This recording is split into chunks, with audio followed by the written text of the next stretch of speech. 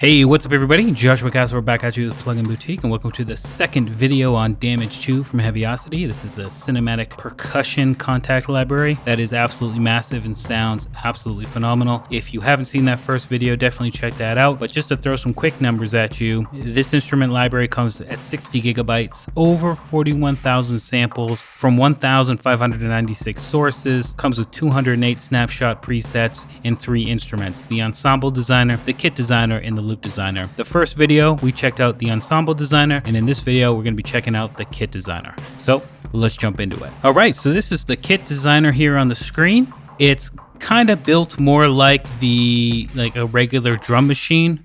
You know, you think about the Ableton drum rack, for example. It's got 16 slots shown or visually, and that's what we have here. We have 16 slots that we can fill up with any of the samples available inside of Damage 2. There are a ton of presets. If you jump in here, this is kind of the clean slate one. We have all of these damaged ones and all of these hybrid ones. And of course, you already know they all sound phenomenal. So the mix page is what we're looking at. We have 4 different pages to choose from here. The mix page is very straightforward if you're used to any other drum program. We've got a number of drum slots corresponding to different keys on your MIDI keyboard or your drum pad. When MIDI triggers them, they trigger the drum sample. At the very top here, we have a mixer for 8. And if you click right here, you can see the other 8, so 16 total. From there, you can solo or mute, adjust the overall gain value. If you click here, you'll be brought to the corresponding effects. We'll talk about those in a second. And you can also choose different outputs if you have a kontakt player set up to do that. I don't have one in this particular one, but there is a way to do it. And perhaps I can do a tutorial on that later on. 16 drums, very quick access here. You can turn on MIDI follow, by the way. And if I play the MIDI,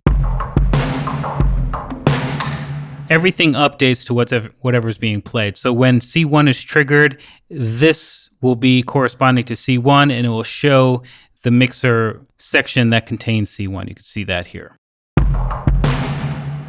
So there, C#2 was triggered, and that I see the mixer right here, and I can also see the effect. So let's talk about the effects. Each drum slot can have 4 effects at any given time. If you click right here, you can actually see the different ones. We have compression, transient shaper, EQ, filter, overdrive, modulator, delay, and reverb. So you can have any of those active at any one time, up to 4 of them. And if you click it, the corresponding parameters will be given to you where you can make your changes. And that's on a per drum slot basis. So here I have on C#1 overdrive twice to really double up on it, and EQ, and then the last one I'm not using anything. The reverb is there, but it's not active, so it's being bypassed. It would be the same thing as having none right there. C1, overdrive, and EQ are the only things being used. So perhaps I think that the kick is a little bit too raspy. I could just solo it, click on overdrive, come to the drive section and pull it down.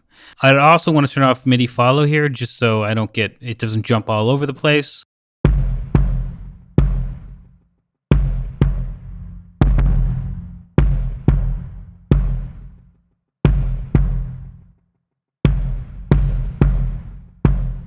And maybe soft is a good one. You know, I've kind of got like a standard drum pattern going, so I don't really want it to be too crunchy. So that's the basics of the mix page. The source page is where you find the sounds that you want, and you have all of these categories to choose from: monster ensemble, organic, taiko drums, ethnic drums, cymbals and gongs, found sounds, hybrid, damage, and transitions. You also have a favorites, and to add a favorite, you just got to click that little circle, make it orange, and then it'll be in the favorite menu. Another cool thing about these is if you have auto on, as soon as you click on it, it will play. If you don't, it won't. So if you're looking to preview before you drag and drop, you just want to have that auto button turned on. Also, when you click it, you'll get a good description of what it is right here. You can also filter over here from all to the lows, the highs, and the favorites of just that category. Very helpful. Right now, let's say I'm looking for a different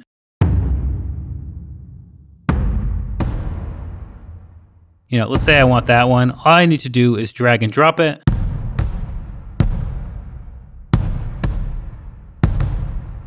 And I'm good to go. If I come back in here, unsolo that.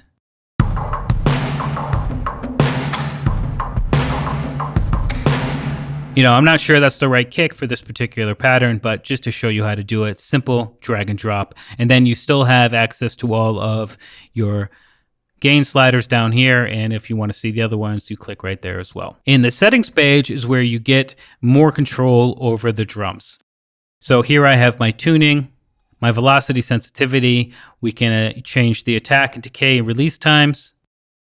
We also have the mic mix down here. So there are 5 different mic options. So these are all recorded with 5 different mics. We have the close, the room, the hall, the LFE mics, and then there's a crush one, which is really, really raspy. And you have a control over the mix and the balance of those per kick or per drum slot, okay?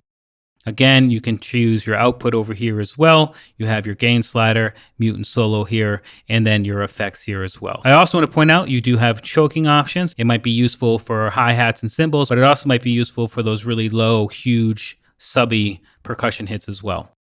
RR is for round robin. It just kind of subtly changes the hits so it doesn't feel robotic.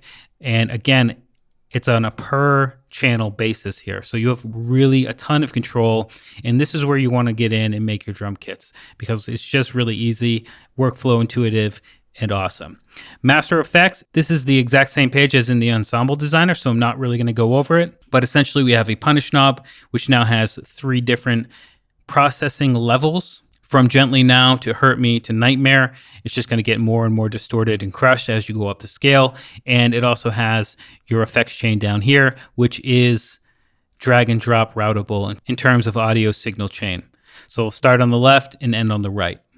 You can even put your reverb before your delay if you want, if that's something you're looking to do. Each time you click on one of these, your parameters show up and you can turn them on or turn them off with the little button at the top. So like I said, I've already kind of gone over that in more detail in the other video. So if you haven't checked that out, make sure you do. But that is a brief introduction to the kit designer inside of the brand new Damage 2 from Heavyocity. There's one more video to come, and that's the loop designer. That is, again, absolutely phenomenal. You guys are going to love it. So I'm looking forward to making that video next. And make sure to subscribe so you can see it when we post it. Anyway, I'm Joshua Casper here for Plugin Boutique. I hope you learned something, and I'll see you in the next video.